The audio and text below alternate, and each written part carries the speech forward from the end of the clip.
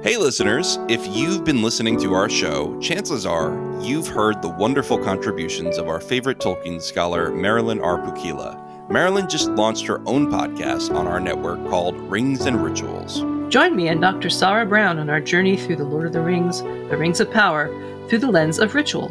Episodes drop every other Wednesday on the Rings and Rituals feed, linked in the show notes. See you there.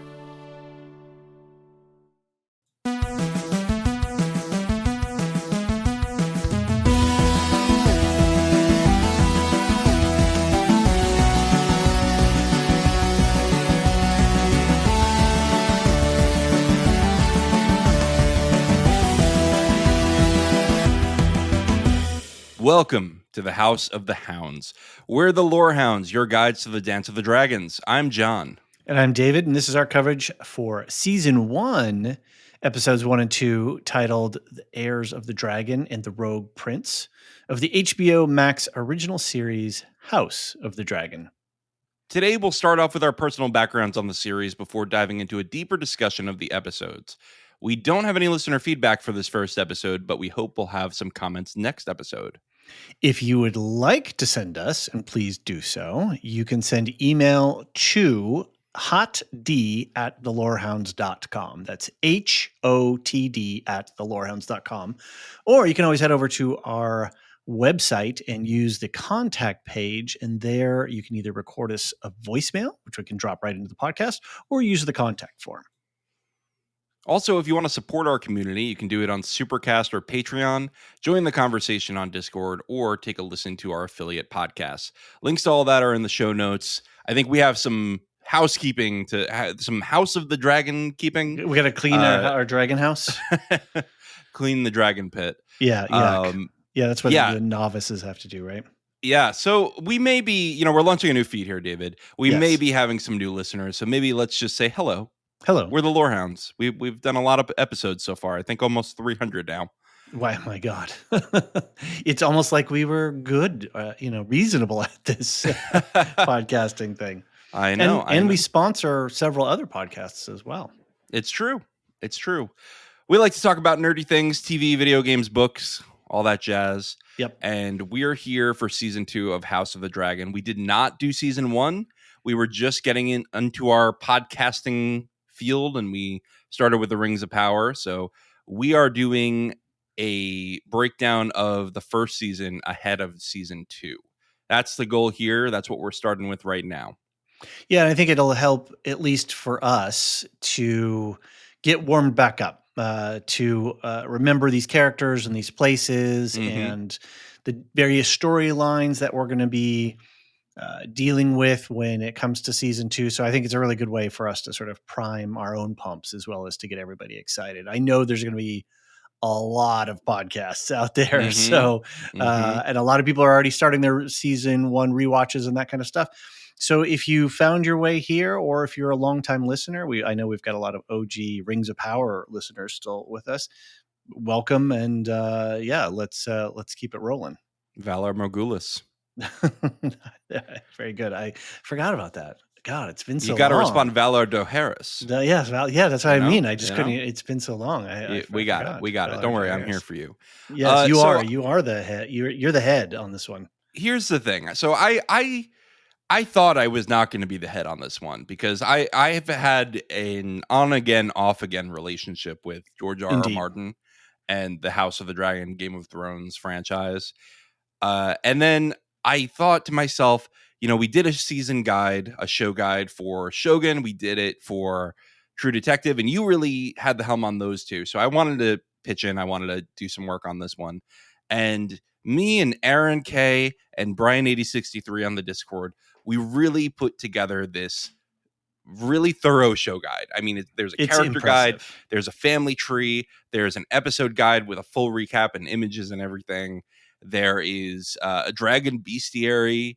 There's a location guide, and I think it's going to be a huge help both to us to reference this season and to our patrons, because that is a Patreon exclusive, or I should say subscriber exclusive, whether you're on Patreon or Supercast. Correct. It's an exclusive subscriber benefit. So you can get that if you sign up with us.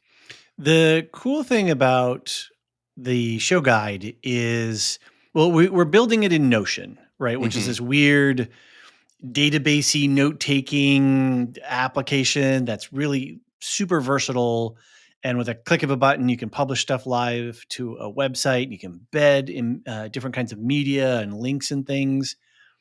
And we had a lot of success with both True Detective and Shogun using the platform.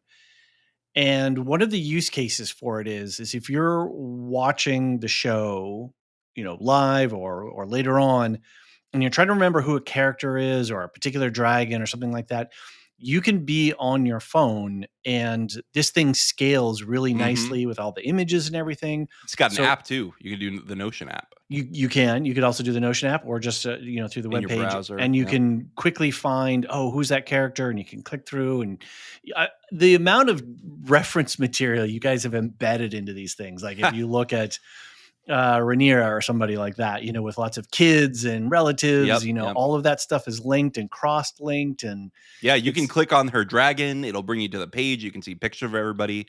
I'm really proud of what we did with it. I am super impressed. Because I'd been dabbling for a while, with our show tracker and some other things. And then you're like, oh, well, should I, let me give it a little dabble. And you took off, man. You're like a duck to water with this thing.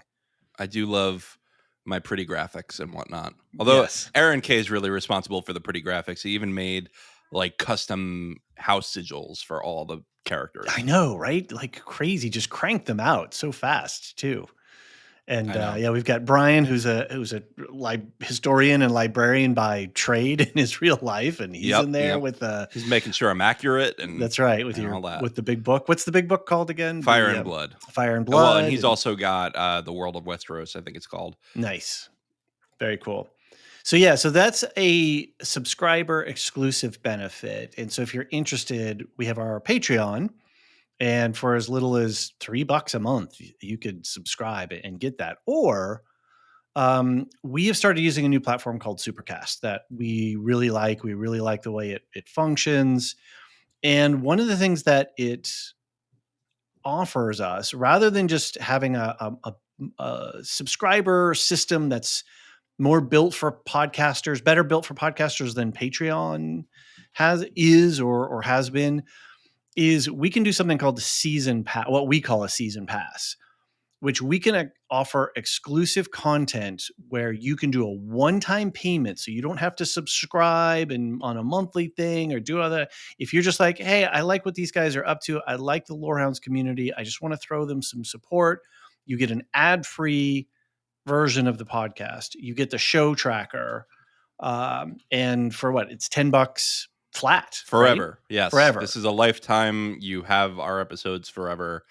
If you're just interested in House of the Dragon and you want it forever and you don't want a recurring subscription, that's who this is for. Right. So ad-free feed and the show tracker guide and early access as well. As soon as we get the podcast edited, we get them out and you can have them right away. And so I think Supercast, we've been toying with this idea of the season pass for a while, because we know some people, they come around for a particular show, or that's like the only time they really listen to these kinds of podcasts, and they are really appreciative and they want to support, but they don't want to go through the hassle of subscribing and unsubscribing. And then we're like, oh, why are people unsubscribing? Then we're all sad and everything. And it's like, no, this is a much easier way. You can just buy the season and get all the normal benefits without all of the subscriber hassle. Remember, you used to be able to buy CDs. That's right. You would get all the tracks, and then that would be that. We've done business. So this is our way of, rewinding time, bring you back there. So there's a link in the show notes for this episode to this season pass, and or if you want to pop on the Discord and ask us a question there, we can always share the link that way.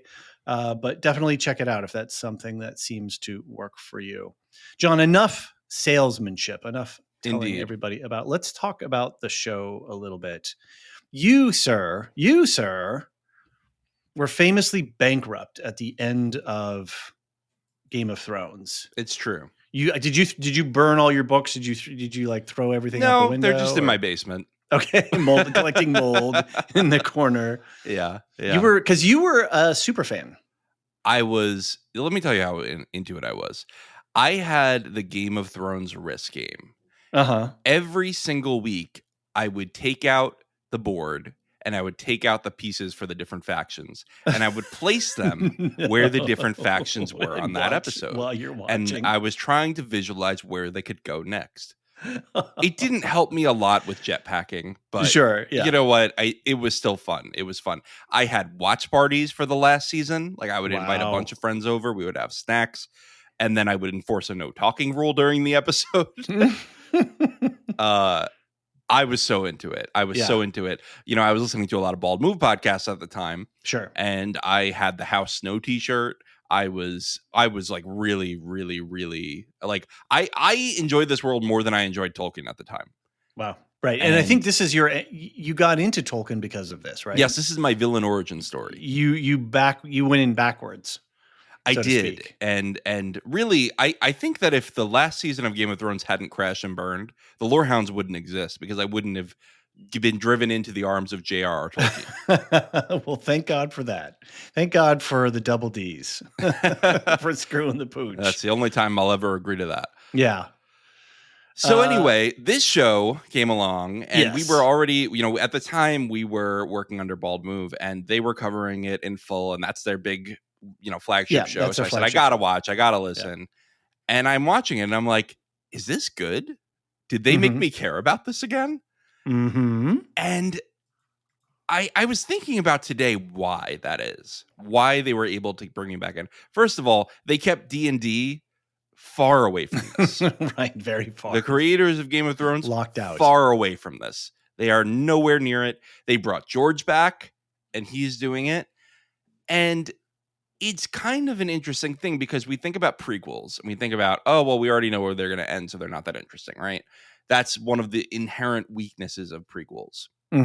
But something like this is a retelling in a canon way, something that was only available as a retelling of history in universe before.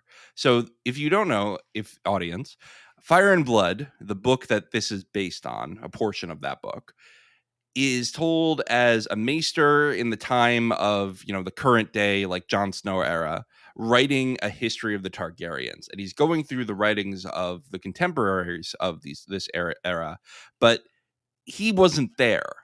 And so he's missing a lot of details. And so it's really bare bones. So now we have the show is telling a more full story, and this is considered the canon of what actually happened.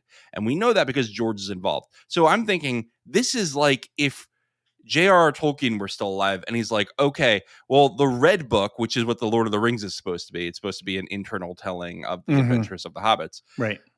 The Red Book was, you know, that's what they knew. But now in the show, we're going to have Gandalf's perspective and we're going to have Saruman's perspective, right? Like, I'm going to show you all the things that the hobbits never knew. Right. And take you into the world and actually see how the different beats of the story actually played out. Right. As opposed to just knowing the ending or having the broad strokes. Right. And so that's why this show is so interesting, is that there are still surprises to be had, even though it's a prequel. And I'm really enjoying that. I think in the last couple of years, and I think for me, the epitome of this would be Better Call Saul, is where we know where the train car of the story has to hook up as the prequel. And so we know how it resolves, but there's so much tension and excitement that gets generated in how are they going to. How have they put themselves into this corner, or how have they, you know, twisted these things? Like, well, we're here and we know we got to get there. How the hell are they going to do that? And I find that really exciting and interesting. And I think season one, well, we're just starting our rewatch. So, you know, we've got it's interesting, you know, having watched 1 and 2, and I'm really curious to see how the rest of the season shapes up on the rewatch. I guess I should talk about my origin story a little bit.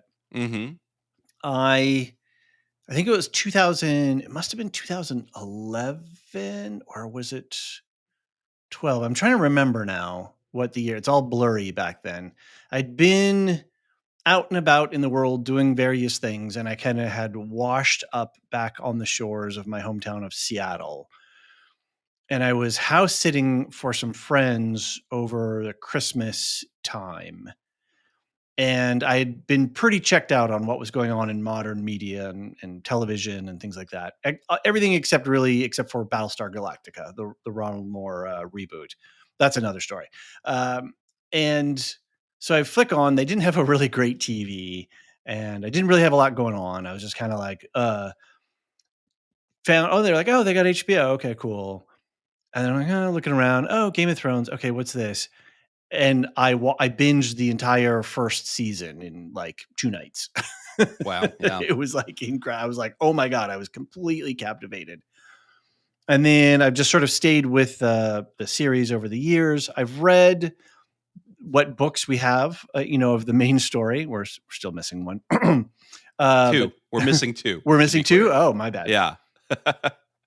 But I've never read any of the extended history stuff. I've never got into the encyclopedic nature of the world. I think for me, Dune fills that space a little bit more of the big IP, where I sort of reach deeper into the lore and the world building and stuff. And so, anyway, I think, I'm a pretty average Game of Thrones fans when it comes to the original series. Really great at the beginning, and then the end kind of just got weird and disappointing. And we were all expecting the grand slam, and it was just kind of weird. Tough. It's tough. We're not going to relitigate the end of Game. No, we're not going to relitigate it. I'm just sort of talking about sort of where my vibe is. So going into House of the Dragon, I was excited to see if they could pull something together, and for me, what was really exceptional was Paddy Considine's performance. I agree with that. As Viserys Targaryen. And the story of Rhaenyra and Alicent, I just thought was super compelling. And I really got excited for this world and for this kind of storytelling.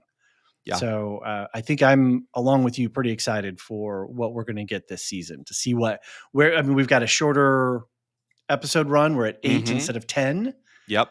And they've done all the place setting. And so now they're going to really get into this story, which I don't know, because I haven't read the books that have this sort of prehistory stuff in them. So I'm really just on the edge of my seat going like, okay, cool. Like, what are you going to tell us? What are you going to show us? Yeah. So I want to dovetail that into our spoiler policy here. If you're new here, we pretty much do every show like this, but we're not going to talk about anything past what we're covering.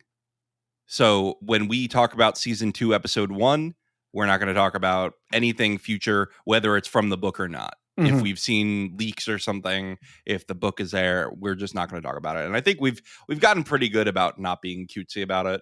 Right. And we really work hard to not spoil people. I think for this rewatch, let's make a decision right here, David. Are we talking about the rest of season 1 for this rewatch podcast? I think it's fair to talk about the rest of season 1 in this. I think so too. I think this can be, people have already done the live watch on this. So yeah, we're what, 2 years, a year and a half, 2 years. You had time. Yeah, you had time. All right, so that's our policy then going forward. I mean, maybe we'll be light. We'll be careful. Yeah. Like we won't be like we'll obtuse about it. Yeah, we'll allude to things, but we're not going to be like in episode 6. No. But yeah, so I think for season 1, and this tracks with the show tracker too, with the show guide, is that there's a full season 1 recap and it doesn't distinguish between episodes. Right. But once season 2 starts, now all of the show guide and the podcast are going to be, limited to what you've seen on screen. We're never going to talk about something that has not shown up on screen yet. And yeah, I guess to say we don't have screeners, so we're watching live with everybody else. And I mean, I'm going to ask for them, but I am almost firmly it's a little thinking that we're not getting them. Yeah, no, and it's May. This starts in June. It's a month and a half away. Usually they do screeners like right before. That's true. That's a good point. Yeah. We should ask. I mean, now is around the time that I usually ask. What's the stupid quote about missing all the shots you never take? Yeah. Right. We did get True Detective screeners, and that was HBO. We've gotten lots of cool screeners, Foundation, and a bunch of other stuff. So why not? All right. That. My fan bankruptcy is cured. There's cash in the bank. You have internet points in the bank. I went to Essos and I got a loan from what is it? The Iron Bank? The Iron Bank, yeah. And we are all set to go. So let's talk about the episodes itself. I did a summary of each of the episodes, so I just wanted to recap what happened, and then I broke it out by topic underneath. Okay. And we're going to talk about the episodes together. Got it. All right, and just sort of a big big lump, mishmash. And then we'll swim through all the different topics. Got it. Okay, that's good. All right, here we go. So in episode 1, we meet King Viserys Targaryen, king who was selected as heir to the throne after Rhaenys, his cousin, was passed over. He hopes for a male heir, and 9 years into his rule, his wife dies in childbirth with his son, who dies a few hours later. His brother Daemon mocks the death of Viserys' son, leading Viserys to disinherit Daemon and name his daughter Rhaenyra the heir to Dragonstone and the Iron Throne. Meanwhile, Otto Hightower schemes to place his daughter Alicent in the position of the king's next wife. The king also ignores the threat of the Triarchy and the Stepstones to the disappointment of Corlys Velaryon. So that's episode 1. Let's pause there. Okay. Overall thoughts on how this did as a series opener? It had a lot of work to do. Mm-hmm. It had to not only establish its own footing, but it had to hit certain nostalgia buttons for Game of Thrones and to set us in place saying, oh yeah, I remember these vibes. And I think everybody freaked out when they saw the cat's paw in Viserys' belt. Did that show up in episode 2 or episode 1? I can't remember, but I don't remember, but yeah. Specifically. But yeah, we had to remember that, oh, this is the world. They had to wow us with some dragon stuff and the gore and a little bit of the gore and the violence. So it had a lot of work to do. And it had a lot of work to wind up the primary characters, right? So that they could start to get in trouble. And I think largely it did that. With one major criticism, and I don't know if maybe we'll talk about it later, but there's like just one giant, like, really, guys, did you really have to do this in episode 1? Oh, yeah. I don't know. Let's talk about it as we go through. I'm sure you're referring to Emma's big scene. The birthing, the cesarean section thing. Yeah. Not good. I want to talk about where my wife was in her life when we watched that. Yeah, I remember talking with you about it. Anyway, okay. So outside of that, I felt that this did a really good job of establishing a new series while at the same time letting the hardcore fandom of the previous series feel like we got you, right? We know the ending was a little messy and we know people love that world, this world. And so I think it was very confident and really took everybody sort of firmly in hand. I enjoyed episode 2 much better just on a storytelling level, but I thought episode 1 did what it was supposed to do. Yeah, episode 1 drags a little bit. It's just jam-packed with lore. And I will say, because I was so fan bankrupt when I started watching this, yeah, how are you with it? I get to the beginning and we get this opening where it's like 100-something years before that Mad King Aerys and then Daenerys Targaryen, and then it fades out to where you see 170-something years before Daenerys Targaryen.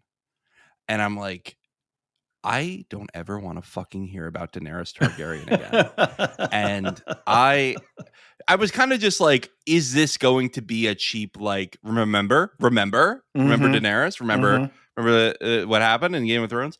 And it wasn't. And really, that was the last time that happened. And I get why they had to sort of appeal to that. So I'm not faulting them. And I think it was a good decision in hindsight. But boy, was I salty when that came on screen. But it really did very quickly become one of my favorite shows of the year. I think it was in my top 10 list that year. And they kind of had to do that to give us a sense of placement in time.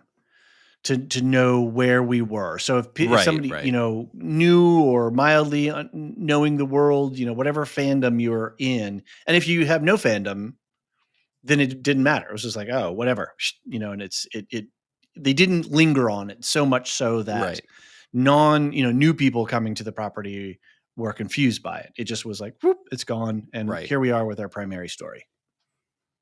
Yeah, and we're in a really interesting place because people who watch Game of Thrones, and you might not even remember this, and I would encourage you to not go back and watch it if you don't want spoilers, but there's a whole scene where Joffrey's talking about the fate of Rhaenyra.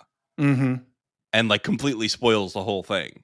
So be careful. Be careful rewatching Game of Thrones. Right. And that is a tricky part about this, is that this is all quote unquote known history, right? If you do any light Googling, I think that's another really good thing about the show guide. Yes. Well, is that if you just go on the internet and you start searching, you're going to stumble into all kinds of facts and information. Whereas a show guide is very tightly focused on our primary characters and our world based on season 1 and season 1 only. So you're not going to get accidentally spoiled. Yeah. And so every episode, as characters die, we'll move them to the deceased column. But like you're not going to get spoiled on that by Googling, you know? So anyway, that's a great point, is things will be live updated in comparison to Google. Anyway, and you get the information without getting spoiled, right? Like, like, who is that character? Like, what is the twin brothers? Like, which one is which? It's like, oh, okay. Right. Oh man, I finally know that, and I'm proud of myself because I had to when I made the show guide. Good job. All right, so episode 2, Daemon has taken over Dragonstone for 6 months. He recently declared his intention to marry his mistress Mysaria. He also steals a dragon egg that was meant for Balon, the king's late son who died as an infant. Otto is sent to Dragonstone to parley, but almost causes a battle to break out. Rhaenyra arrives on Dragon, dares Daemon to kill her and claim the throne, and takes the dragon egg back. Meanwhile, Corlys becomes increasingly frustrated with Viserys' passivity toward the Stepstones. Seeing a vulnerability in the crown, he proposes a marriage between his daughter Laena and the king. Viserys instead chooses Alicent Hightower, and Corlys leaves the small council angrily. Later, he meets with Daemon and invites him to join him in a war effort against the Triarchy. Ooh. Dun, dun, dun. Do you remember, like, that gut punch in your stomach? You're like, oh, they are definitely going to try to take the throne. Like, because I wouldn't, so I should say, I did read Fire and Blood a while ago. I totally forgot everything in it. Okay. Like, it's just out of my brain. So I do know the very ending of this, but I forgot pretty much all of the middle details. Okay. And so when that happened with me, I was like, oh boy, is this how the Dance of the Dragon starts? Mm-hmm. It's not. Right. No, it's not. There's so much more to come. I thought that episode 2 was I enjoyed episode 2 much better, and not for the one scene, right? That really weighs episode 1 down, but just we got to spend time with our primary characters. We got to start to see the setups of where things are going to start to go wrong. Mm-hmm. We get some great tension with Corlys, and then the thing of his, the offer of betrothal of his daughter, and some comedy in there too.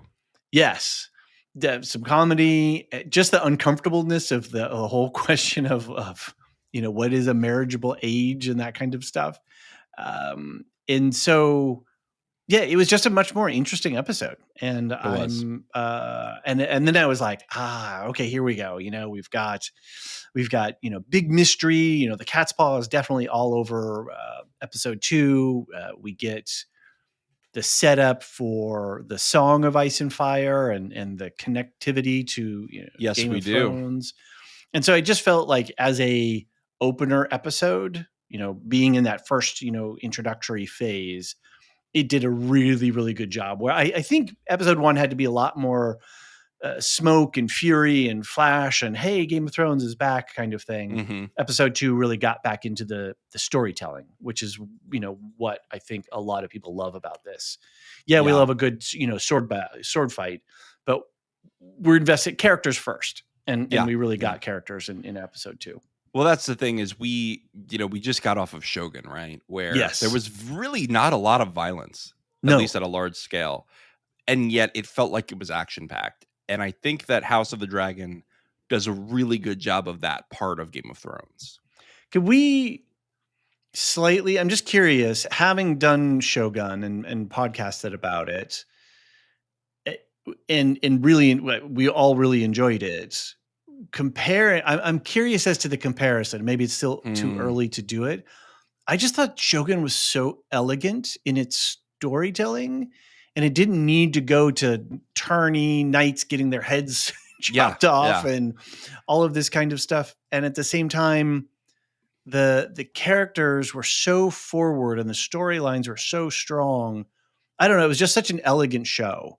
And so I'm really curious to see how it compares to, and everybody was, the showrunners and the writers were, and Shogun were like, please don't compare us to Shogun, compare us to Succession or something else, right? Don't do Game of Thrones, House of the Dragon. And, but yet that's a natural comparison because these are big stories like this. Yeah. I mean, I see what they're trying to say, but yeah, I think recency bias, I really like Shogun, but at the same time, and I agree with you saying like there's some level of gratuitous violence inherent in the Song of Ice and Fire universe, and that's not, part of that you can blame on D&D and Game of Thrones, right? But part of it is just George, right? Like George writes a really violent series. A lot of people die in his series and in brutal ways. And that's just part of his world. Something that Brandon Sanderson said. Brandon Sanderson finished the Wheel of Time books. And so people always go to him, oh, you're going to finish George's books when he dies?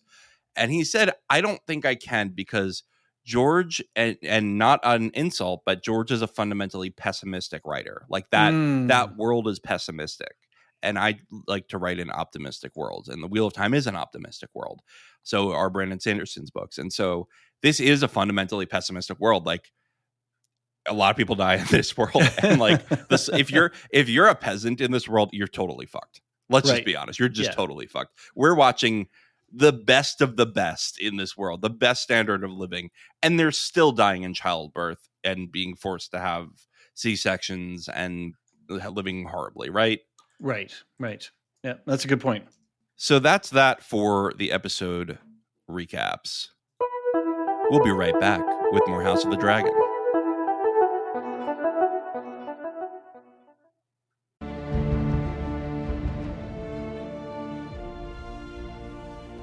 Hey listeners, Aaron here. If you're watching Fallout on Amazon Prime Video, then we have just the podcast for you. Radioactive Ramblings has joined the Lorehounds network. We are going to be breaking down the show episode by episode, making far-fetched theories and dropping some tidbits of lore. If you want to hear us ramble, tune into Radioactive Ramblings, linked in the show notes.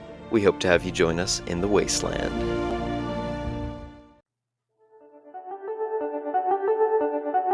And we're back with more House of the Dragon. So, David, you and I have to talk about the more specific parts of the episode. Viserys T as king. I want to talk about how good he is of a king or how not good. What do you think overall? He is not a great king. I think that the on balance and knowing sort of what we know for the season, which I also find exciting to rewatch the season now, sort of having forgotten a lot of details, but also knowing the overall arc and where we're going. And so when certain little things happen, we're like, oh, okay, here's where it begins, right? Here's where, or things are going to start to unravel or decompose, maybe even if that's our, if we want to talk about that stuff. And I just have to think Viserys was the wrong choice. I really think Rhaenys should have been chosen, but as she says, the men of this world aren't going to do that. They would rather put the realm to the torch than see a woman on the Iron Throne. Exactly. And he's in a lot of ways, a lovely man, a caring man, a passionate man, very intelligent about a lot of things. And he's taken up a very difficult job, and he has a difficult relationship with his brother. And I think he, on balance, doesn't do a good job. The realm is a mess, and I think it's in episode 2 where they do such a good storytelling job of creating the conditions for the big mess that results at the end here. Yeah. As I said before, Patty Constantine's performance, this was a performance of a lifetime. This Literally. performance blew me away. It was so good to watch his arc and the way that he played the character and what he did with him. And I was so impressed by the acting chops of Patty. And so that I love watching the slow decline of this, not so great king. So there's like assessing him in world and then assessing the character from a storytelling and the technical acting aspects of it. And that stuff is, perfect. So good. But as a king, yeah, he kind of sucks. He does a great job, Patty. Patty does a great job of making you wonder every episode, how is this guy still alive? Exactly. Absolutely. Yeah. So Rhaenys does a great job of painting the picture in the first episode. When they're watching the tourney, she says, these boys have never seen war. Mm-hmm. And that's a problem because they think it's glorious. Right. It reminds me of Nagakato and Shogun, right? Mm-hmm. Oh, the glory of your first kill. Right. Yeah. It's going to be a great death. And that show dealt with that theme really well. And I think that this show will too once we get there. But boy, we've learned at the beginning that Jaehaerys, who is the prior king, the one that leaves Viserys the throne, was a really great king. He pulled the realm all together. He, had a big era of peace. There's a lot of tragedies. He's left without an obvious heir. That's the problem. What's going on with? It's funny too because in Shogun, here we go. We're just going to be doing this Shogun just for episode 1, probably. I think it's going to carry on. Look, anyway. I'm just glad that we have a full season of coverage before season 2 to get the Shogun comparisons out. Yeah, okay, fair enough. And I think it's comparison out of love. There's, these are two great things, and we can't help but be like drawing parallels around them. Now I forgot my point. What was the point? I'm probably talking about the Tycho. What's that? You're probably talking about the Tycho. Yes, that's right. With the heirs, like all of these problems just come down to, can fertility questions, right? No. Well, he had sons; they died. That's problem. True. Oh, that's true. That's true. Yeah. No, that wasn't the issue. It was that he got way too old, and then they died. Right. And that's not the issue with Viserys, right? Viserys is still alive enough, I'll say, with his health conditions, but alive enough to still sire heirs at this age. And it seems like he and Aemma were not a very good match biologically, probably because of the incest. Mm-hmm. And that is what it is. Well, I think just the point being, when dealing with feudal societies and lines of succession that are, in this case, patrilineal, you're going to run into problems. You're just going to run into problems. Right. And, it's not like that we're not having problems of our own when it comes to election stuff, but, we can clearly see who's the heir of whom is the central crux of whether if you're a small folk or middle folk or what have you, your lives the middle really folk depend. Is shrinking. The middle, that's right. Make the middle folk great again.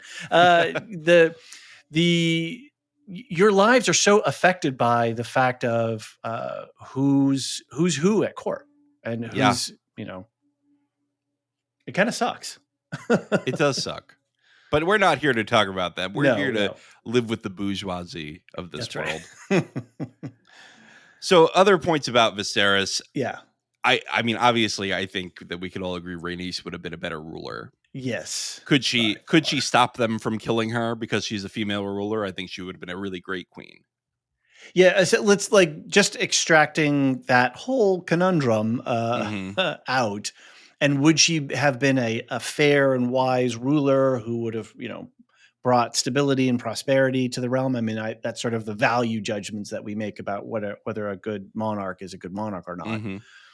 I tend to think that she would have been maybe a tough nut, but I think ultimately the realm would have been very stable in her hands. I think she's very fair. I think she is really in tune with the vulnerabilities Mm-hmm. of the crown, and really in tune with like make the tough decision. I mean, she says to, she seems really pragmatic. Even when she talks to her daughter, she's like, you won't have to bed him till you're 14. Right. Right. Like she tells her daughter what she needs to hear. And, by the way, that's a whole disgusting situation, but I'm just talking facts here about how Rhaenys Right. is. Yeah. She's very pragmatic. No, and I think that brings up a good point about how we're going to address some of these complex topics. I mean, we are here where we are now with our values and our moral sensibilities, and we have a reaction to the stuff that we see, and we're going to, I think, talk about that stuff. At the same time, it's a story, and how far we want to get it to the quote unquote realism of the imagined fictional world, but it's stuff that we know had happened, right? Right. There's real world analog to it. I'm going to say, yeah, I'm not going to do the ew incest thing on this podcast, because guess what? That's this whole fucking family. And we're just going to be here all day doing that. That's right. So obviously nobody wants incest in the real world. That's what this family's doing. Whatever. Right. But I think even the show wants us to see how gross it is that Lena is being offered to this old man. Mm-hmm. And that Alicent's being offered to this old man. It's almost like they show us Lena being offered to Viserys to emphasize how gross it is that Alicent is being offered to Viserys. Mm-hmm. Right? She's just a couple years older, really. Yeah, that's true. Not much older. Yeah, I think she's supposed to be 15. Okay. And then what is Lena, 12? I think that's right. Yeah, I think 12 is right. So yeah. Yeah.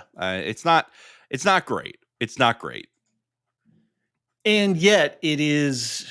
So if we go back to assessing, what's his name? Of course, I blank his name right now. Viserys. Sorry. Good thing I had the show guide right here to look at. Viserys on his decision making, and I think this is a really interesting point, is that he had to make a decision with his head when faced with the question of my wife or my child or both, right? That horrible conundrum that he was in, which I don't fault the story for at all in terms of having that as a story element plot. Like that's all fine. My problem has been with the visual depiction of it. Mm-hmm. But the fact that he makes this, his heart says, I love my wife and I don't want to lose her. But his head is like, I got to have a son for the realm, right? That's the really important thing. So then when he is the choice of Lena and Alicent, he goes with his heart, the human heart in conflict with itself. And he chooses Alicent, and that just, pardon my French, just fucks everything up. Right? He goes with an organ. Let's just say that. No, I think he's hard because I think they actually have a genuine relation, even though it's gross that Otto has put Alicent into that position.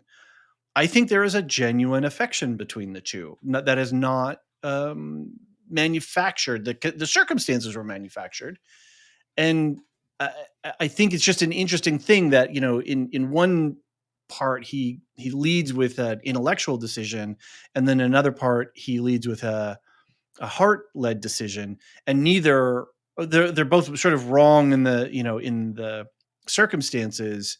And I kind of feel for Viserys, like the guy can't win for trying. It doesn't matter what he does. He's just not able to work it out. He's just the wrong guy in the chair. Yeah, I think that this show and Game of Thrones is the same thing, which is it does well that it makes you root for people and root against people at different times. Totally. So good. And Viserys, you look at him in that C-section room. And by the way, you've now jumped to 3 different sections of my outline, and I've now reordered it for you because you threw a live grenade into it. But so Viserys, you're seeing him in that C-section room and you're like, man, I fucking hate this guy. Right. He should not be doing this. And I do want to talk about, would Aemma ever have survived that? Mm-hmm. But let's save that for a minute. But then at the same time, you have him grieving, and you have him trying to connect with Rhaenyra, and you have him I think trying to keep the realm together. I think he's trying. He just doesn't know he's how. trying. Absolutely, he's trying. There's no question about that. It's And just he's that also like he's just not the right guy. Well, the thing is, like, if you're somebody like Viserys and you don't really have the expertise to do this, you call on your advisors, but Right. he ignores all his advisors. That's Right. kind of the problem. Right. Except for Otto, of course. Otto is a yes man, right? Otto keeps telling him, yeah, Yes, man. everything's good, but he then nudges him at the right moments. But he went to Lionel Strong and said, hey, I need some straight up advice. And Strong gives him straight up advice. That, I'm not saying that Otto always gives him bad advice. Mm-hmm. I'm just saying that, like, Otto will defend very strongly the king's decision. So, like, when Corlys is challenging him about the stepstones, he's like, hey, that's your motherfucking king over there. Right. You don't mess with him. He's not going to the stepstones right now, buddy. We can't afford a war. Mm-hmm. Yeah. Whether he's a yes man, I don't know. I just kind of, because he's so motivated by his own motives. Well, I think now we're jumping. We're really jumping all over your outline at this stage. We are. It's all over now. This is a free discussion. It's a free for all. So Otto plays the part of a yes man. Mm-hmm. He is very agreeable to Viserys at all points. When he goes to him, when I lost mine own lady wife. Right. Yeah. So slimy, so manipulative. Yeah, and that's what I'm saying. And that may come back to bite him. I won't allude to it or not. Mm-hmm. But Otto is very much playing the part of a yes man, so that when he pushes the king to do something, the king is like, yeah, Otto's always on my side. That sounds like a great idea. But also, does he? Let me ask you something. In these 2 episodes, at least, does he ever ask the king to do anything? Never. No, right? He leads him to water. I think the only time that he kind of forces something directly is going to Dragonstone. Sure, but he doesn't say you have to. He just says, well, he stole Balin's egg. Right, but then he puts himself forward and says, it'd be better if I went. Yeah. Right? Yeah. So no, he doesn't ever, and I think that's where the character is very good at he's a being manipulator. the character. Yeah, at being a master manipulator and being a very effective hand of the king. The hand of the king is such a... What's that? Remember, I said a very leal hand of the king. Remember that whole thing? Everybody was saying leal for like a month after that's it. Right, I know. For a long time after. Yeah. So, well, let's quickly circle back to the birth thing, because that's where you had started this segment of the conversation before I rudely exploded it. No, don't worry about it. That's what we're here for. So I also want to make clear to listeners, if you're not usually here, we generally do scene by scene recaps. The reason that we're not right now is that we're doing 2 episodes at a time, catching up to watch season 2. Once we get to season 2, we'll be doing scene by scene recaps again. Yeah, but these are going to be more generalized and meta conversations. Well, I like these because they let us. Right now, I think this is a good way to prep, because we get to dive a little deeper into like the motivations and the characterization of everybody. I think it's actually been a nice conversation so far. And now we're going to talk about something not so. So the birth scene. My wife was 6 months pregnant when this came out, and she was scheduled to have a C-section. Mm-hmm. She knew she was going to have a scheduled, and she's C-section. A fan of the show as well, right? She had the same reaction to me at the end of Game of Thrones. Okay. And then this is the first episode, so she wasn't sure she was going to come back to this. And she found out what happened in it afterwards. And she's like, no, I'm never watching this show ever. And then episode 2 I put on, and she walked into the room and she was like, oh, that seems pretty good. So she's watched from episode 2 on. Okay. She said, I will never watch episode 1. Fair enough. Never, ever, ever. And then the other night I did get her to watch the first half before the season. And I said, okay, leave now. Right. So anyway, she was very terrified. That is terrifying. And I get, there's a part of me that understands and appreciates what they were trying, or what was sort of going forward with this, where they were not only setting up the disparity between gender roles in this world, which is a big part of this story. And the bed is the woman's battlefield, the womb, and versus the men, and so they intercut the scenes and all that kind of stuff. I have no problem with the fact that Viserys, comes out, has to make a terrible decision, and we lose these two characters. We lose Emma and Balon. That's all fine in the story. I just don't know that they needed to be as graphic and gory. And I don't know that they needed to be as graphic and gory with the tourney scenes, with the knights as well, getting their heads split open, which I also found a little confusing. Now, I'm no medieval historian, but in a tourney, I don't think you're supposed to be intentionally killing people like this. These are but some then of your Daemon best... shows up and everyone's like, all right. Right. It just seemed... For an episode 1 of a show that's trying to recalibrate the fandom, I just thought it was too much. I agree. I think they learned the wrong lessons from what people liked about Game of Thrones with that. But then it never happens again that season. Mm-hmm. Right? There's really not the level of extreme gore you get in never this episode again. Ever again. So then you're questioning yourself. Thing it's I not could the think boys, about is right? the crab feeder. Yes, that's true. And that's fine. A little bit on the margins is fine. I get it. Yeah. They want to make him a spooky guy. I mean, if you're going to go into the boys' territory, then stick with it, right? Like that's that show. The Boys is that kind of graphic, right? So if they never brought that kind of stuff forward again, then I would say by the measure of the show, in the show's own measure, it was gratuitous and unnecessary. Shogun did the exact same thing. I know we keep going back to it's it, true. But the boiling scene in the first episode, you're very I'm right. Like, that is very true. Why do we need this? And they never went back to that level of violence. What is it about these shows where they're like, you know what we really need to hook everyone? Something that they feel nauseous about. Maybe the algorithm knows something that we don't know about ourselves. Yeah. Well, anyway, it was a horrifying scene, but what was cool about it, I will say, well, a few things. Yeah. One is I really appreciate that they like interwove the tourney with birth. Yep. I would have been fine with all that too, just without the uber graphic, right? Mm-hmm. But I got the point. I got what they were going for. So it was. It was. I thought it was effective in that regard. Especially because earlier you have Emma saying to Rhaenyra, the birthing bed is our battlefield. That is the war we fight. And we here we go. We saw that in Shogun as well, right? The gender disparities, the differences between the genders and the gender roles. Yeah, and both are just as deadly. We learn. True. And how power is wielded, I think that's an interesting question, by the different genders and how you actually accomplish something, whether it's your will or the will of your liege lord or what have you.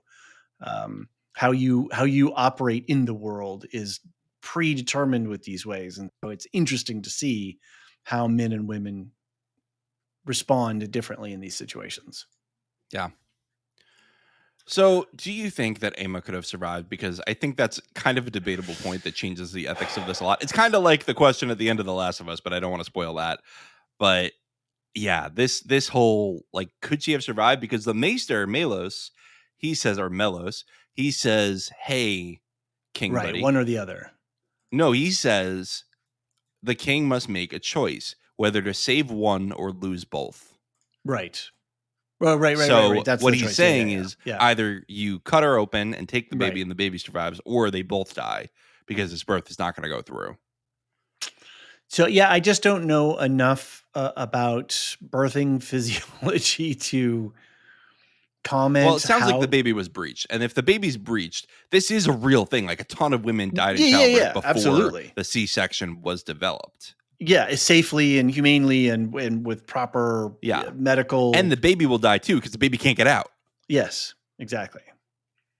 So I don't know how that situation, like that's where I'm not qualified to speak is I don't know how the situation resolves in either case. It'd be interesting to hear some I know we have some medical folks in our fandom, in our listenership. If anybody wants to write in and set at least me straight, I don't know. You've got more experience with it because you actually had to go through that procedure. We didn't. Yeah, no, my wife had 2 C-sections, so I've seen it happen. Right. So yeah, it was, I don't know. I think it's from a storytelling purpose, it's perfect. It's a perfect setup for Viserys, right? Yeah, for this guy who has a hard time making decisions, and then when he should be making a decision with his head, he's making it with his heart, and vice versa. Like, I need an heir. Yeah. Well, and also she sets him up for it earlier on. She goes, "This is the last time, Viserys. Yeah, I can't do this again." Yeah, for sure. And I mean, I don't know where we're going to start talking about this, but talking about Rhaenyra and her being designated the heir at the end. Yeah, let's save that a minute. We've jumped around enough. Mm-hmm. I have some more things to say over here. Please do. You look at this whole "I need an heir" thing. Mm-hmm. Rhaenyra clearly feels passed over her whole life. She feels like, oh, I could be the heir the whole time, but I'm just sitting here twiddling my thumbs while he goes and tries to get my mom to give him a son. And I think the most horrifying thing about this scene is that he takes away Aemma's agency. Because if you if you go next to her, if Melis goes next to her and says, "Look, you're not going to survive this. You're just not. What do you want to do?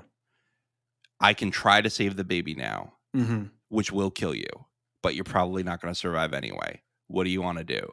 I think maybe she says yes. I mean, I don't know her that well, but there's a chance she says yes. And if she says no, then that's her choice too. And I think that's the problem, is that Viserys completely takes that away by having them hold her down forcibly.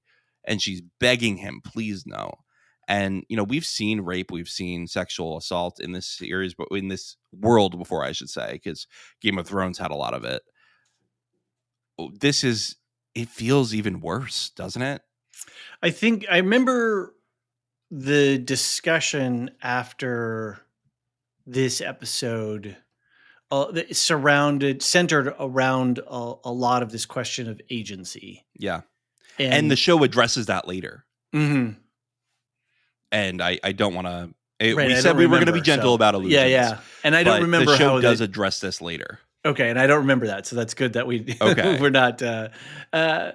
But yeah, I think this idea of had Viserys,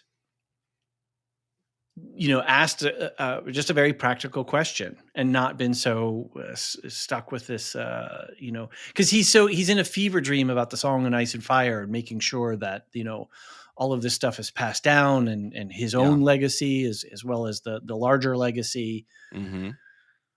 Yeah, he's blinded in that moment to and then he loses both, right? So he ends up like getting the worst outcome of all that. But yeah, had he asked, would Balon have survived? Maybe, I don't know.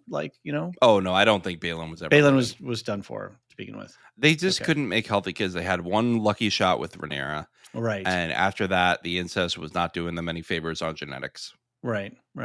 No, but I agree from our, I think not even from a time displaced moral value standpoint. If he loved her the way that he professed, he would have asked her. Yeah. To said, hey, this is, or I'm the king. I've made a decision, and this is what we're going to do, and at least told her. But nobody told her anything. They just started I don't want to get into it. How terrifying! I think that combined with the goriness of the shooting of the scene, both of those combined, I think was what I react strongly to. Yeah, I mean, even the attorney let me. It rubbed me less wrong because all of those knights chose to be there and chose to compete for glory. Fair point. She didn't choose to be there. She's having another son out of duty. No, she didn't choose to have somebody else physically restrain her. Well, that, right. but that's the problem. I don't even think she really chose to be in this childbirth bed at all. Like she didn't want to have another child at this age. But she was doing her duty. Right. She said, "This is my duty." Yeah. It was bad. It was Yeah. bad. All around bad time.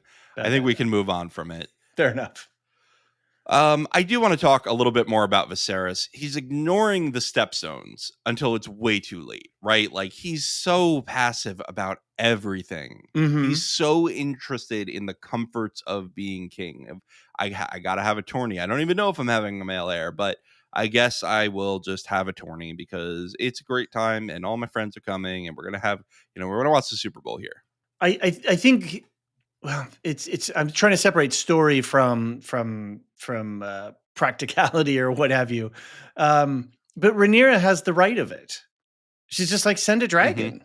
Like, what, But he's does afraid. She have the right of it? She does, in my opinion. Okay. I think it's debatable because there is a good point that is made, which is, those are a lot of free cities to start a war with. Like, Essos is completely ruled by these free cities.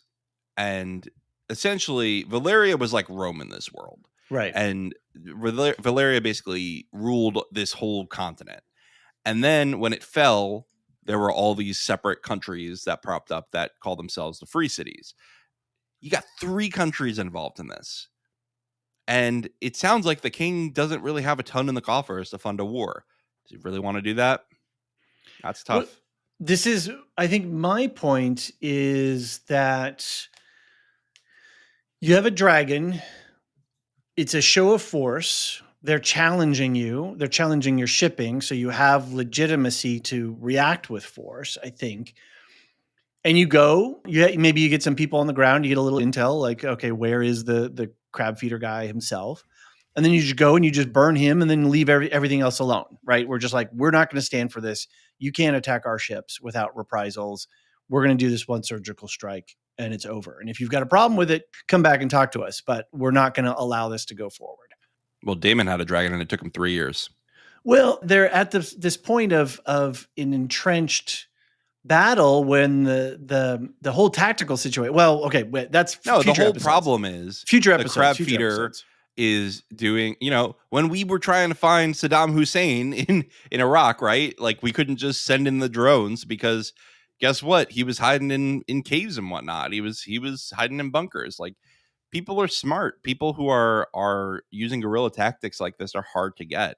Well, and I think when we you should go save in this with the nuclear warhead. You still got to figure out where to hit. Yeah, that's what I'm saying. I think there was earlier on. I think there's a way to do that, but that's Disagree. a later episode. Disagree. Okay. Well, we can talk about it at that episode. I think we're talking about it now. Oh, okay. All right, I'm just joking. But anyway, the point is, Viserys. He is. I know everybody said I came out swinging on Second Breakfast this month. Did you see all that conversation? Yeah. Apparently I offended people by saying skun. Anyway, Second Breakfast, if you don't know, is our Patreon exclusive, our subscriber exclusive show. We talk about breakfast food and life. Yeah. Anyway, where were we? We got pulled all the way down to the stepstones, and we haven't even got there in the show. One more thing about Viserys, his parenting technique. Mm-hmm. Boy, is he aloof. Mm-hmm.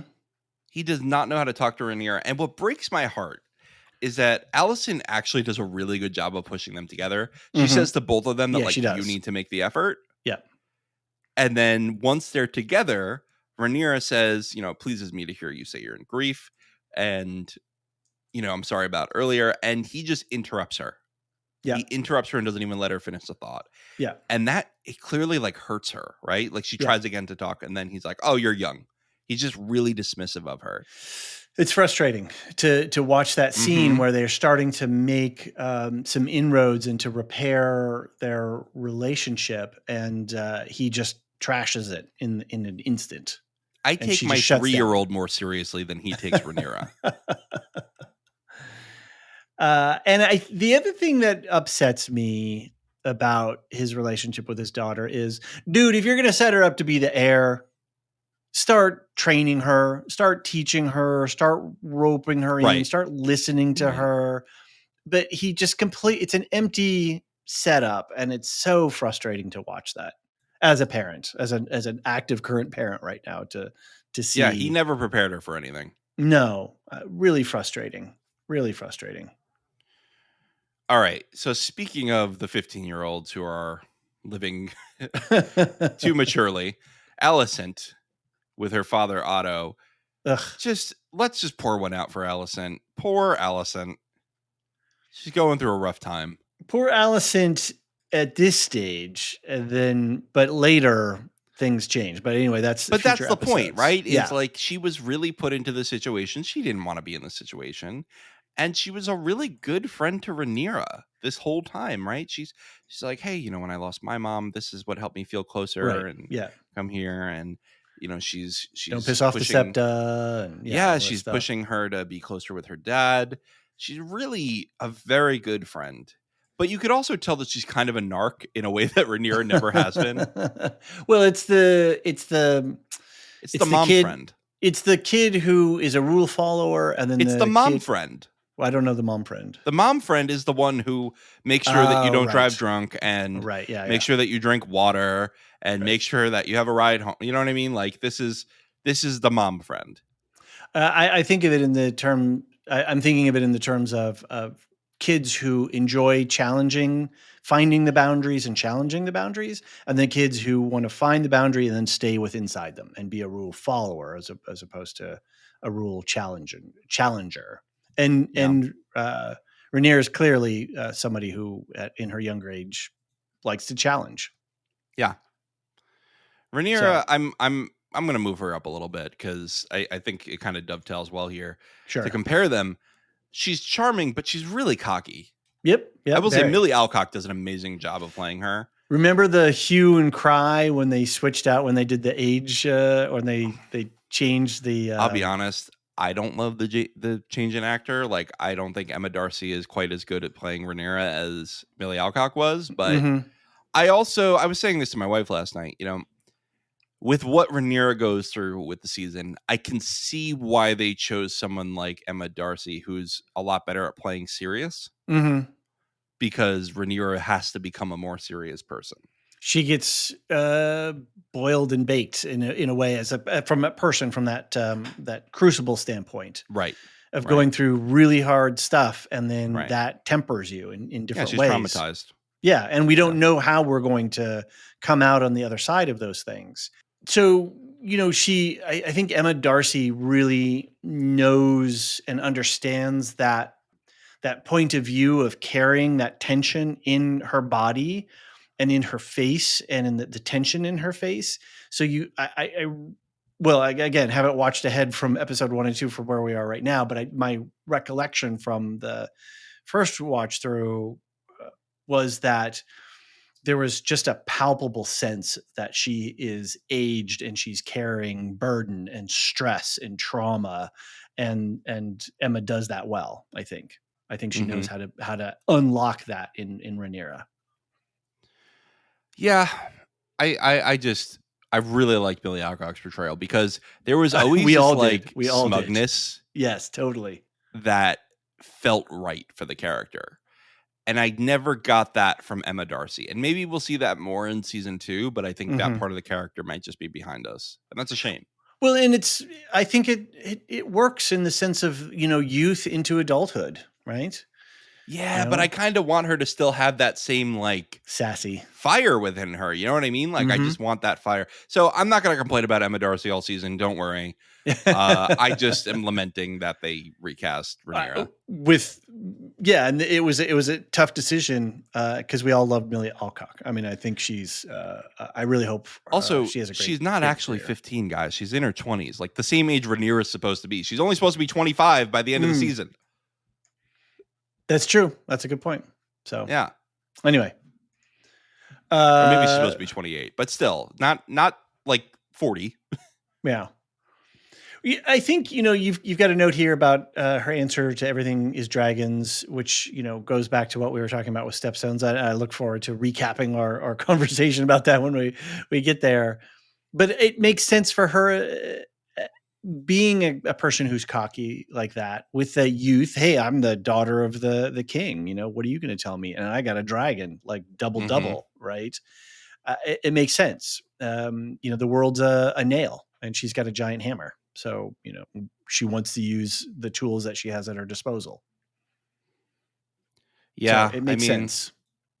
Yeah, I hear what you're saying. I just think that she has a similar syndrome to the Tourney Knights, right? Where she's never seen a real dragon battle and she's not really prepared for one. You know, she's great at riding them, but what happens when a dragon tries to eat you? You know, that's a little scarier. Well, and that's what, I mean, if you're going to raise kids who are going to be the masters of the universe, so to speak, you need to be doing stuff to train them. Right? Yeah, and this is another thing that Viserys brings up in his Song of Ice and Fire talk, which I really liked, which was like, we do not control these beasts. Like, we are just here along for the ride. And you need to be aware of that, dude. And I totally agree with that. And I really like that. I really like that they put this in there because it shows that Viserys does actually have a self-awareness and he does have some kind of wisdom, even if it's not the right wisdom to be king. I think you're right on that. He has some sense, and even with when it comes to making decisions about the stepstones, when he comes back around later and he says, "Look, we've got some things going on. We're trying to balance it. We don't want to come in too strong, So like, just go with me a little bit." It's not that he doesn't have a good head to see the things. It's just somehow he doesn't have the ability to execute and implement them. He doesn't really have the fire within him. Right. Yeah. He doesn't even want to really be there. He just wants to hang out with everybody and have a good time. I know. And but I will say, like, he does have a modesty about him that keeps him from being like he's an ineffective king, but he's not an evil king because he has that level of modesty. Mm-hmm. Yes. Right. Yeah. He's not a wanton and gratuitous king. Right.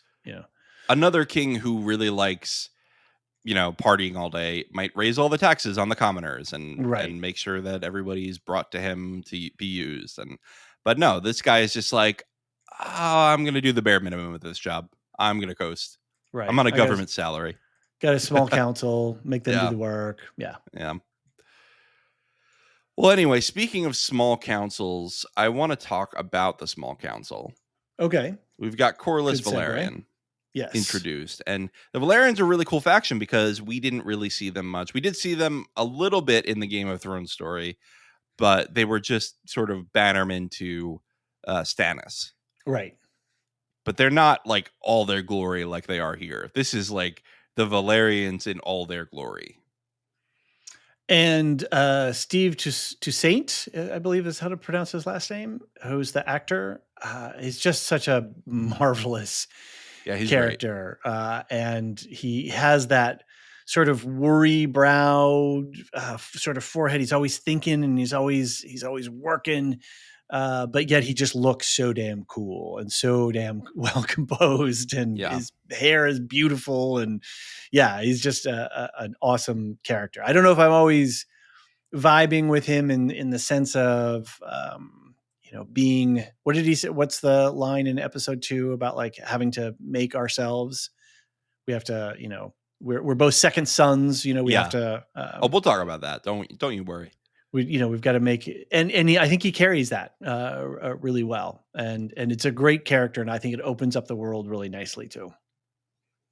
Yeah, so the Velaryons are super interesting, and I gotta say, introducing a second Valyrian. Wait, by the way, again, George, stop making so similar sounding words. Valyrian being the heritage, and Valerian being the name. But anyway, so having a second Valyrian house here with blonde hair, the wig budget for this show is crazy. It's just off the charts. And they look good too. Yeah, they do. They don't. You can go wrong with a wig, and they do not go wrong. I know, they all look good.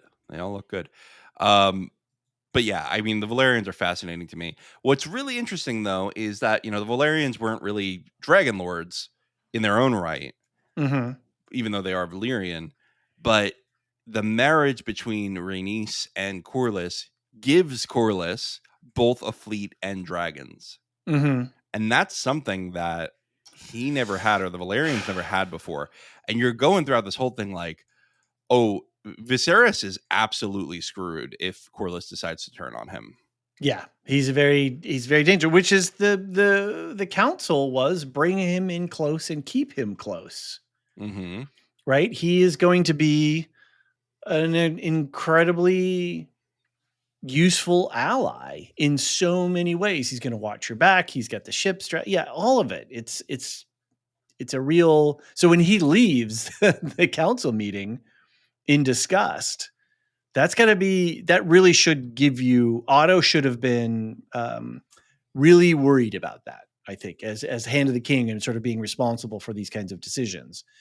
That I think is really short-sighted. Because Otto knew, right? That's why Alicent was there.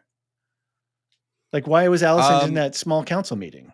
I think Otto probably knew at that point because I think Alicent knew by then, right? That's the implication, is that he had asked her and she agreed.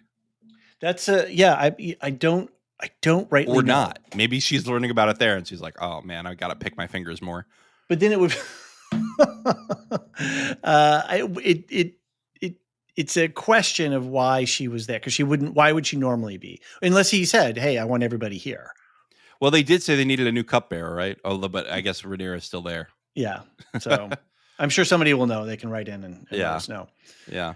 Anyway, where were we? Corlys. So the small council. We did Corlys briefly. We're going to talk more about the Valyrians a little later when we talk about the marriage stuff. Right.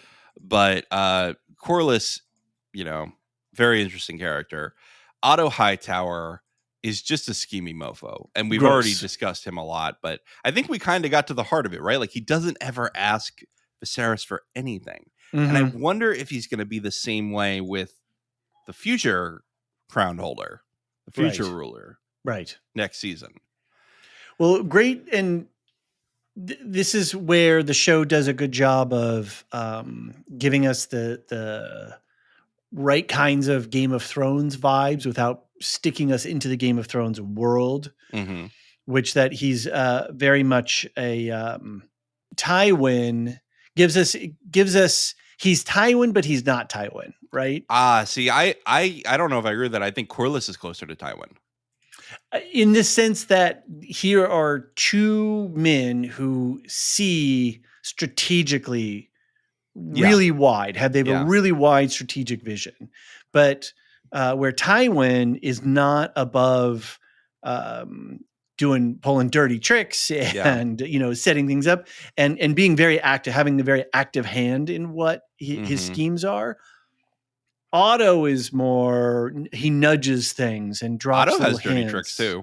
He does. That's true. We do find out of those he later gets on. real dirty. That's true. I forgot about that. I mean, once we bring in Mr. Feet, then we are totally into dirty territory. This season, it's like, okay, I don't remember everything from episode to episode, but there are certain things that we remember. Yeah. I mean, I feet, dragons, crabs. I didn't remember a lot of it, and then I did the show guide. Now I remember it all, but yeah. Even so, even knowing the main plot points, rewatching this is so nice because it's so rich with different little moments that aren't necessarily in a recap. So anyway, I think we can all agree that Otto is just gross, though, right? He's a villain. Yeah, he's absolutely a villain. No matter whose side you're on, I don't think that he's good for anybody. Great villain. Very good villain. And by the way, do you know he was in Little Nicky? I don't know what that is. It's the Adam Sandler movie where he's the son of the devil and he wants to inherit the throne. Not a big fan. You got to look up. Okay, so what's his name? Let's go to the show guide. You got to look this up. I'm pausing the whole podcast for this. Otto Hightower is played by Rhys Ifans. So Rhys Ifans, Little Nicky. Get this. I'm going to link. I've been doing this in the background while we've been working. I'm linking all of the actors to their IMDb pages. Okay, I just want you to see what he looked like in this stupid movie. So the link is active now for Rhys Ifans. Delightful. I'm going to send you, unless you already looked it up. For which movie? I'm just going to send you the image in Discord because you got to see. Okay. And I hope that you'll look up Little Nicky Rhys Ifans if you're listening here. He looked absolutely ridiculous. He was this like blonde demonic guy and so funny. Yeah. So funny. And I didn't recognize him at all. And then finally he doesn't look, I get no vibe.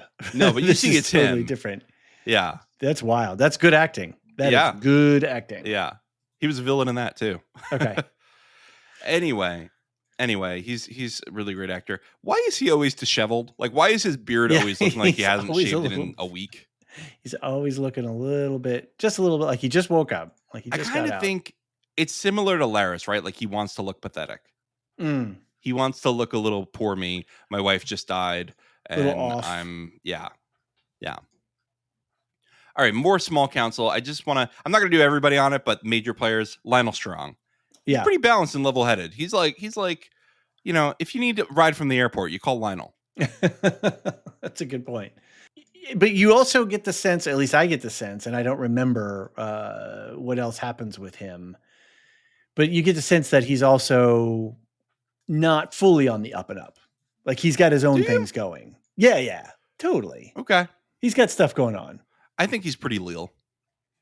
I do totally, but I don't put him above, just creaming a little bit. Not enough, taken off the top that it's noticeable, but he's got some deals going on. That's my opinion. All right, fair enough.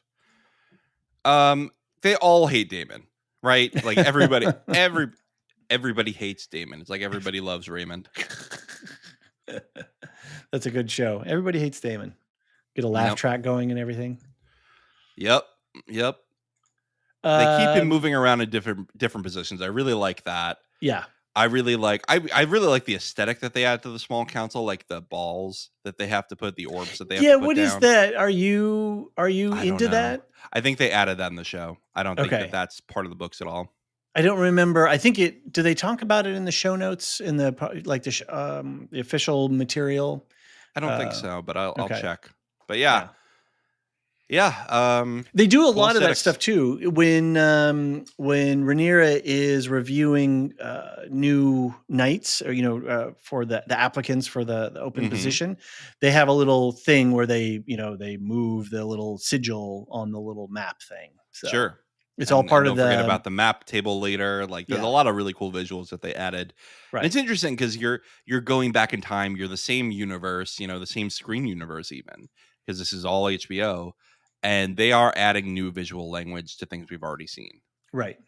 Which is nice. And we want the show to be the show, not we want it to be its own show and not the previous show. All right. So to Daemon, I want to turn. What an introduction. Mm-hmm. He comes in, he's speaking Valyrian. I don't speak Valyrian. I speak Pig Valyrian. It goes like, R dragon, U dragon, okay dragon. Okay. I'll take your word for it. That's Pig Valyrian. Okay. But yeah, I never learned good Pig Latin when I was a kid. You never learned Pig Latin? Not really, no. My grandpa insisted I learned it. Really? That's funny. He was like, you just got to learn it. So anyway, so he turns her around and you're just immediately like, okay, why is there so much sexual attention with her uncle? Yeah, creepy from the get-go, right? The whole putting on the little necklace and stuff. Yeah, was this your first go-around with Matt Smith? I mean, I've seen Matt Smith in other stuff. I like Matt Smith. I thought it's a great casting decision. Really, really good. He's got it all to play this part, right? And this is a very tricky part to play. To being so bravura at the same time of being impotent, literally from one extreme to the other. The guy is so manic, it's wild. So it's kind of like Scott Pilgrim, right? So Scott Pilgrim, you say, we need to cast somebody who can be a complete asshole, but the audience will still sympathize with. Yes. And that's what they did with Michael Cera. Right. Here, you have kind of the same thing as like Daemon does some evil, evil stuff. But at the same time, you're like, oh, this is my guy.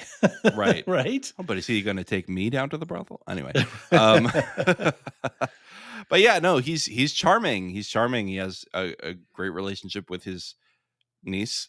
And then, of course, that night, he's just like, yeah, let's go kill a bunch of people. And of course, he is cutting off penises and killing people. Right, yeah. He's got it's brutal. I forgot about that. That's another thing from this first episode where I know it just really. I thought that one was funny. Shocked the conscience. They really did try to shock the conscience. Yeah, I don't know why they needed to do that, but if that were the limit of it, I would have been fine with it. I think the other parts were way worse. Just it adds all up. But then again, they go away from it. So anyway, Yeah. I think they did at least in episode 1, they did a really good job of painting the complexity of this character as well. That's a lot of work that they had to do. And I think Matt Smith did it well. And I think the writers did it well as at the same time of going, God, this guy's really terrible. I can't wait to see what he does next. And then later on, like, oh yeah, I'm actually like rooting for him. You know, he feels like such a wild card at this point in the season. I think later he feels less like a wild card, but early in the season, down. My God, is he a wild card? Yeah. And he's scary. And the second episode, all about him, the rogue prince. Right. And he's the one just causing problems all around. Can we just say that the scene on the Dragonstone battlement wall there, that was so good. It was. Just the whole thing, Otto trying to flex, and he would have just had his ass handed to him, and then Rhaenyra showing up. It was a perfect scene. And then even with Daemon, the way that he tosses the egg back, it really just told us everything we needed to know. Yep. Rhaenyra daring him, that was so good. Yep. And she's like, "Oh, this is my place. This is actually my castle." you know? But you know that if Daemon weren't attracted to her, he probably would have killed her there. You think? I don't know. See, that's a question I want to ask you, actually. I can't tell if he really wants the throne at this point in the season. Do you think he does? It's the idea of the throne. It's the idea. It's not even the idea of the throne. He wants to be considered.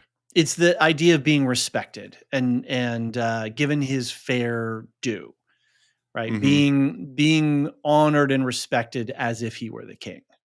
Yeah, I can see that. Actually ruling, like here we go, Shogun. It's like Ishido. He's like, oh, I really want to be the Taiko, but doing and there's a scene early on in one of the early episodes where he's stamping papers, right? And he's like, God, this bureaucratic administrative stuff really is a drag. Yeah, so he doesn't want the actual job. No, I don't think Daemon. I think Daemon, if he got the actual job, he's good at being the gold cloak, in charge of the gold cloaks, because it's so full of bravado and men being men and, all that kind of stuff. But, if you were just bringing the force up and then managing them at a steady state for years on in, I think he would find it very boring. Yeah. It's exciting for him because it's new and fresh and we're building something up, and new is always better. Exactly. That's the short way of saying that. That's how I met your mother reference, but okay. They say new is always better. So his friend orders him the newest whiskey they have. There you go. Anyway, he absolutely has the hots for Rhaenyra. I already said that, but I think he also has just a love for his brother as much as he hates Otto. Like, I think he does respect and love Viserys. I think he's very critical of his rule, but he also knows his place and does respect his brother. He does, and I don't know that he would do a good job serving his brother. I think if his brother, if Viserys would at least even pretend every once in a while to bring him, hey, why don't you come over and let's talk through a couple things or whatever. I mean, that's what Daemon wants, is just acknowledgement. Yeah. And and to be taken seriously. And so if he takes him seriously 50% of the time or 25% of the time, I think you have a lot less strife in this family. It's a vicious cycle. And we've all known people like this, which is you don't take them seriously because they're not serious, but because you're not taking them seriously, they get less serious. And it's just, exactly. It just keeps getting worse until you just got to cut your losses. Right. So, great for drama, though. Great for dramatic storytelling. Right. It's fun to watch. Yes. Second Sons. You brought this up before, but I'm ready to talk about it now. Okay. Corlys and the Valerians. Mm-hmm. This idea of the Valerians as the second son house. Because you got to remember the Targaryens were not high-ranking dragon lords. They were not high up in Valyria. I think I could be wrong. Somebody could write in and correct me. I think the Valerians were technically like higher ranked nobles. Interesting. In Valyria. Okay. And so the Targaryens came over. Then they were the only ones with dragons. Right. And then they take over Westeros. So now you have the Valyrians sitting over here like, well, we got these ships, but nobody cares about us. Wow, wow, wow. And so now they're the second sons, right? Now they're the second place Valyrians. They're kind of forgotten about. Right. And that's very much he's saying, Corlys is pitching that to Daemon as like, we are kindred. You are the second son. You're forgotten about. And he has to, I think Corlys has to angle, for increasing power, because if he's not always doing something to increase his relative power, the moment he starts to backslide, it sort of will come apart, I think, tactically, right? It just like, so he's always got to be maneuvering themselves into that position because just for the reasons that you laid out. And if they're not leaning into it, then they're going to get swept away. Yeah. Yeah. So I want to talk about the relationship that the throne has with the Valyrians in general. Mm-hmm. Rhaenys married to Corlys. Yeah. Is there still bad blood from the Great Council? Talk me through your thought here a little Between bit more. Viserys and Rhaenys. Oh, sure. I think there is. I don't think that Rhaenys is quite let it go. I think I don't know that she's mad at Viserys himself. But she's mad at the realm. For sure. For sure. And she's got a chip on her shoulder, let's say. She's walking around with a chip on her shoulder. Mm-hmm. I do have to say that one of the things I really liked about the way that they played Rhaenys and the way that Eva Best plays her with their hairstyle, she looks like a dragon. She's tough. Draconic look to her, and I just love that. I love the way that they styled her hair. It's so right away. She's just like, do not mess with me. Fire eyes, man. She's got like, you. I would never. She's got high school principal vibes. Like I'm just not messing with her. The conversation with Rhaenys and Rhaenyra, when Rhaenyra is walking away from looking at her dad talking to Lena, and Rhaenys is like, let me tell you some real truths about this world. I just thought was such a great conversation and just some great lines of dialogue there. Yeah, and they're natural allies, yet you can feel the sparkle of resentment and anger between them. There's static electricity between them, but they should be. Rhaenys should be in Rhaenyra's corner. God damn it, Martin! Like all these names. Oh, anyway. Wait till we get to multiple people with the same name. Exactly, that's happening soon, within a few episodes.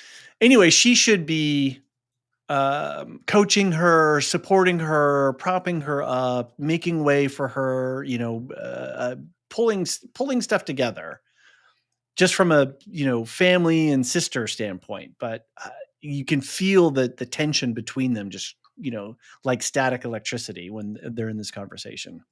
Yeah. Yep. The marriage spurn. I want to talk about this whole thing. Oof. My God, Lena. It's funny because they really do fool you as the audience because you don't see her right away. Mm-hmm. They're just talking about, they're like, it'd be really great to join our houses. It would be a really great, alliance. It would heal the wounds of the Great Council. Everyone's talking this thing up. And all of a sudden somebody says, I don't remember who it was, but somebody goes, she's young. And then you see her. And I remember seeing that right away. Shocking. I see that and I start laughing. I'm like, he can't marry her. That's a baby. And he's so old. Yeah. I just started laughing. I was like, there's no way this is going to go through. Yeah. Yeah. You could tell from one standpoint that, it was going to just be weird and awkward. And I think it was a great moment. It had a comic moment, even though in its grossness, which I think makes it land even better. Right. Mm-hmm. You really get the impact of it because like, oh, this is kind of funny, but it's really kind of gross at the same time. And now it's lodged in your head. But what's also interesting is later when Viserys tells this to Otto says, Your Grace, Lord Corlys has overreached. Well, that's Otto playing auto games, right? Right, but I'm saying he never asked him to marry Alicent. He just sent her there to charm him. Yep. Whereas Corlys is taking the explicit route, therefore insulting the king. And making him like, it's kind of like when you should do something and you're going to do it and somebody tells you to do it, your body just like clenches and you're, at least this is what happens to me. I'm just like, I don't want to do that anymore. I think, well, this is what I was saying before. Corlys has to be making plays like this all the time. He has to be securing his family's position. He's got to be securing his own position. And I think that was I thought it was pitched well and at the right time. It's just unfortunate that their daughter is 12, right? That's like just a trick of the fates. But I don't fault him for making the proposal. It's, Otto who's the one he's like, oh wait, that's going to mess up my plans. So now I have to yuck the yum here. I have to like pour vinegar in this wine. With Corlys, you know what you're getting. Like he's straightforward. He played it straight, right? Right. And he talked up the upsides. Rhaenys even says like, hey, you're weak right now. You've got the Stepstones deal. You've got Dragonstone with Daemon. You need to show strength here. Yeah. And this reunites the house lines, and then we can get the Kwisatz Haderach, and we'll all be fine. Right. Sorry, I had to throw some Dune in there. Oh my God, Dune over there. I want to gloat that I have not made a single Tolkien reference this whole podcast. Oh, but here I am dropping Dune all over the place, and now you're going to give it to me. No. I'm recording another Tolkien podcast later in the week, so I gotta hold it from that. Gotta hold it together. Save it for all the right. podcast. Just a few more things I want to talk about. So So the question is, can the crown defend itself without Corlys's fleet? Which is a question we may need answered later. I don't defend itself to what degree. It's there severely from Corlys's fleet. Without against Corlys's fleet, you're in a certain amount of trouble. And without it, yes, you are severely handicapped. I just don't know all the threats in the world, right? But it's you need sea power. If you're going to be the dominant force, you've got dragons, you've got soldiers. You definitely need some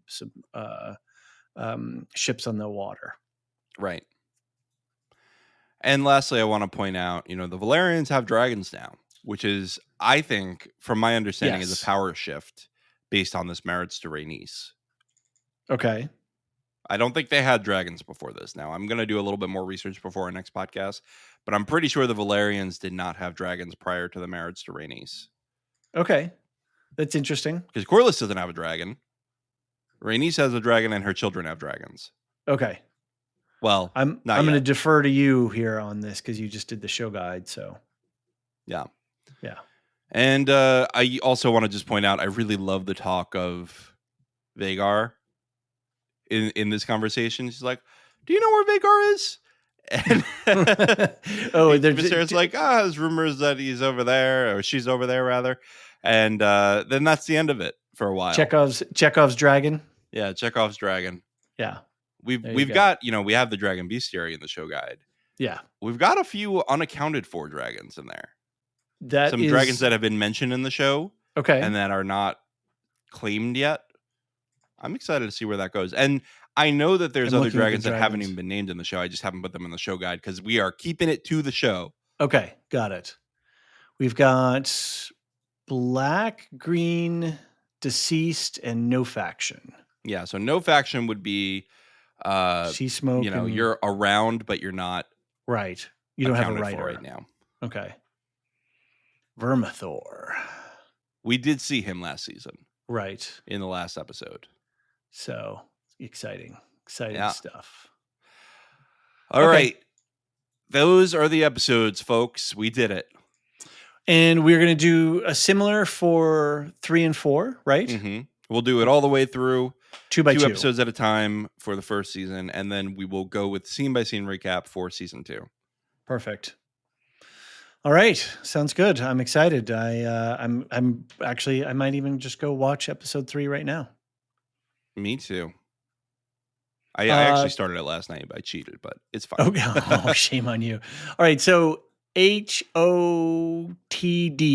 hot D at thelorehounds.com is the feedback. We are going to have siloed channels. Is that the right way to say it? We're going to have a channel for season 2 discussion, and each episode is going to have its own thread on the Discord so that those things are protected from each other from spoilers. So you won't get accidentally spoiled if you're playing catch up.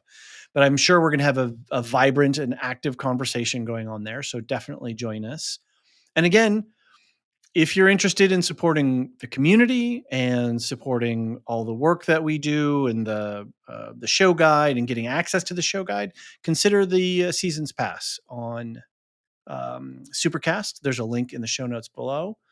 Or if you just want to subscribe and hang with the crew, join us on Patreon as well. You can do that on Supercast as well. I'll just say, the value is if you subscribe recurring, because you get all our podcasts.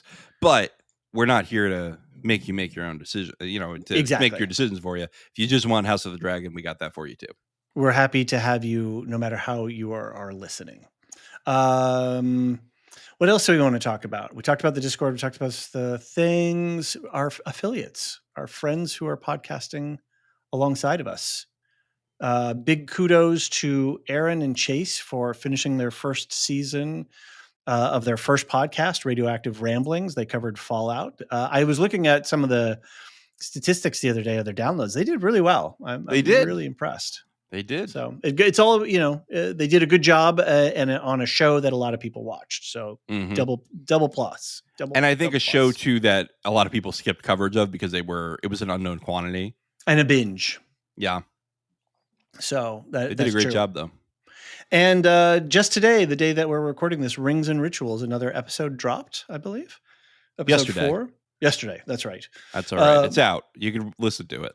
Marilyn Arpakila, our favorite Tolkien scholar, and her colleague and friend, Dr. Sarah Brown of Signum University, they are talking about ritual in the world of Tolkien and the Legendarium. And they're using Rings of Power season 1 as a sort of lens to examine this question of ritual. So they're taking all the rituals that we see on screen, pulling them out, discussing them, looking at Tolkien's larger legendarium, and looking at ritual in our real lives. And our, Tolkien himself was a man of ritual. And so there's a lot of richness there. So it's a really fascinating conversation. So definitely go check that out. Alicia on Woolshift Dust. They're covering Beacon 23, season 2. That's already in progress.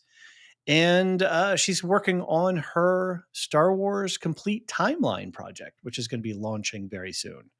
So we will have yet another podcast in the family that we'll have to make space for in these ever expanding affiliate. We'll need to do like a whole podcast just to talk about all the podcasts. I know. My goodness. That's how you end up with a weekly what's going on here. That's true. Podcast. Yeah, we may end up there yet. Properly Howard Movie Review is running their current season of Felonies and Fugazis. It is hilarious, a lot of fun. They have covered Point Break and a really interesting movie called Shakedown from I think 88, and then Tango and Cash was the most recent one, and then next up is Pulp Fiction. And then after that is Gross Point Blank. And we have a whole Notion document set up for them as well that you don't have to be a patron for. But if you go over to their feed and look at the show notes for one of their episodes, there'll be a link to the Felonies and Fugazis season guide. And you can see what movies are on the docket. And then for us, what else are we doing? We just finished Shogun. We're doing Hot D. Hot D, indeed. I know Alicia and Jean were wanting to talk about X-Men 97. That's supposed to be pretty good. We had a great one-shot on Civil War, the movie Civil War. And Meryl and I, at some point, are going to get scheduled, and we're going to talk about Dick Turpin, which was on Apple TV. That was a lot of fun. You have some Silmarillion story stuff going on. Yeah, if you're a fan of Tolkien, we have Tea with Tolkien coming on to talk about the next chapter, which I think is of the Return of the Noldor, which is a very exciting time. So we're going to have a great time. And so we're recording that next week. So that should be out sometime you and towards the Alicia end of next week. Gonna do some Doctor Who? Is that what we are going to do some Doctor Who? We are. I think we'll probably I haven't even talked to her about scheduling, but we're actually going to talk about that tomorrow. So we'll see. Okay, cool. So we are going to do something with Doctor Who. I'm not sure the formatting yet. Oh, speaking of tomorrow too, we're also recording our season wrap up for Shogun, the season wrap, and we're going to have Nate Ledbetter on, who's a Japanese historian on. So that'll be a really great conversation. And we've got the Acolyte coming up on June 5th, so we're going to be covering that at the same time. Chase and Aaron at Radioactive Fallout are going to be covering The Boys, and we'll do some crossover pod stuff with them as well. And I think that's enough for right now. Oh, they're doing Invincible too, by the way. Oh, fun. They're doing a season wrap of Invincible. I think the people who are into that stuff I heard that people enjoyed the Invincible series. Yeah, that'll just be out in a few days. So they're working on that right now. Okay, right on. That's great. Well, should we give some shout outs? Let's do the shout outs. Our Discord server boosters. You've talked enough. Our Discord server boosters. Opus in the Machine. Gnarls. Aaron K, Tiller the Thriller, Dork of the Ninjas, Duve71. Thank you all so much for helping us unlock some new features. And our Lore Masters. Go ahead. About the Discord too. We're about to launch into a big reorganization. So current Discord users, stay tuned. But I think we're going to get things straightened out pretty well. Very tidier. Much tidier. All right, so our Lore Masters, or our Patreon and Supercast subscribers that are our top tier, and they get a shout out every single podcast, are Samartian, Mark H, Michael G, Michelle E, David W, Brian P, Nick W, SC, Peter OH, Bettina W, Adam S, Nancy M, Duve71, Brian 8063, Frederick H, Sarah L, Gareth C, Eric F, Matthew M, Sarah M, DJ Miwa, Andra B, Kwang Yu, Deadeye Jedi Bob, Nathan T, Alex V, Aaron T, Sub-Zero, Aaron K, Dally V21, Mothership 61, Gnarls, and Adrian. Thank you all so much, and thank you to all our patrons and Supercast subscribers. And to everyone who listens. Thanks for being here. All right, David. I'll see you on the next episode of House of the Dragon. Looking forward to it. The Lorehounds podcast is produced and published by the Lorehounds. You can send questions and feedback and voicemails at thelorehounds.com/contact. Get early and ad-free access to all Lorehounds podcasts at patreon.com/thelorehounds. Any opinions stated are ours personally and do not reflect the opinion of or belong to any employers or other entities. Thanks for listening. Hey listeners, if you've been listening to our show, chances are you've heard the wonderful contributions of our favorite Tolkien scholar, Marilyn R. Pukila. Marilyn just launched her own podcast on our network called Rings and Rituals. Join me and Dr. Sarah Brown on our journey through the Lord of the Rings of Power, through the lens of ritual. Episodes drop every other Wednesday on the Rings and Rituals feed, linked in the show notes. See you there.